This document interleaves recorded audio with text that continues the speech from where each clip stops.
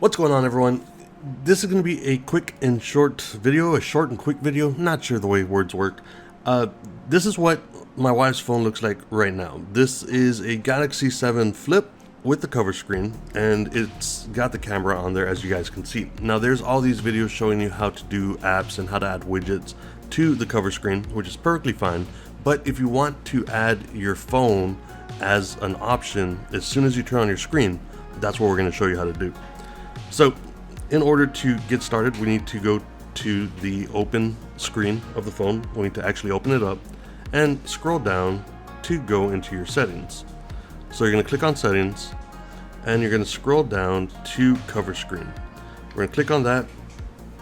Then from here, we're going to click on manage at the top right. Click on that and then click your current screen. All right. So this is going to bring this up. You've got some options for your clock. You've got some options for your battery, a widget. But if you want to put your phone on this screen, you're going to click on the camera icon and just go to recent calls. So we're going to click on recent calls here. You're going to see that icon switch. And this is going to be perfectly fine, because if you still want to access the camera while your front screen is closed, so whenever you only have the cover screen available, you can just press the power button twice and that's still going to open up your camera. So once you're done with this, you're going to click on done, and then we're going to go to the front screen and check how that worked. So I'm going to close it up here.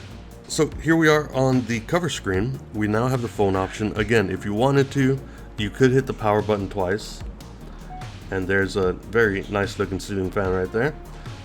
But you still have the option to come to your cover screen. The first thing that you've got is your phone. You click on your phone and drag it, and that's going to have the most recent calls. But if you click on the top right, this will give you access to the phone dialer and give you the option to call anyone that you want.